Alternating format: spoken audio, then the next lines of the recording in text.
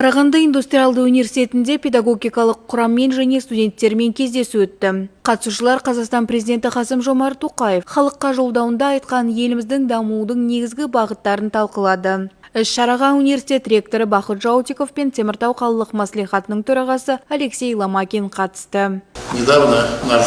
Жақында біздің мемлекет басшысы өзінің жыл сайынғы жолдауында мемлекетіміздің дамуы туралы негізгі идеяларын білдірді. Көптеген негізгі мәселелер, соның ішінде атом электр станциясын салу туралы айтылды. Жолдау әртүрлі ұжымдарда, соның ішінде университеттерде талқыланады. Жолдауда елдің болашағы, жағдайдың күрделігі және экономикадағы мәселелер туралы көп айтылады. Маңызды мәселе білікті кадрлардың жетіспеушілігі. Бұл мәселені университеттер мен колледждер шешуге тырысады. Жалпы өте қызықты сөздер айтылды. Әңгіме барысында маңызды мәселе еліміздегі атом энергетикасын дамыту мүмкіншіліктері қозғалды. Университет ректоры атом электр станциясын салу мен пайдалану, мыңдаған жұмыс орындарын құратынын, ядролық физика, инженерия және технологиялар бойынша ғылыми зерттеулердің дамуына ықпал ететінін атап өтті. Теміртау қалалық мәслихатының төрағасы Алексей Ломакин атом энергиясының пайдаланудың барлық артықшылықтарын атап өтіп, Қазақстанда қазір АЭС салу үшін қажетті нәрсенің бар екенін атап өтті.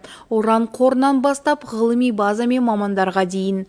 Сегодня у нас одна из тематик. Біздің бүгінгі кездесуіміздің тақырыптарының бірі АЭС құрылысы.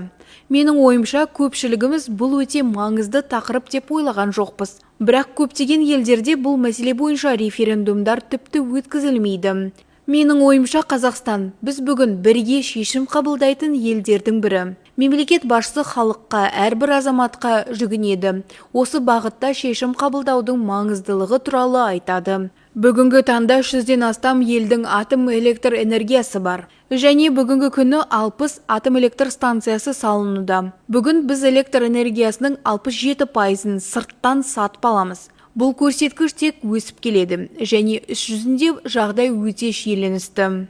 Соңында барлық қатысушылар Қазақстан Республикасының президенті ұсынған бастамалар туралы өз пікірлерімен бөлісті. Әсел Төлеубаева, Евгений Ходырев, Теміртау жаңалықтары.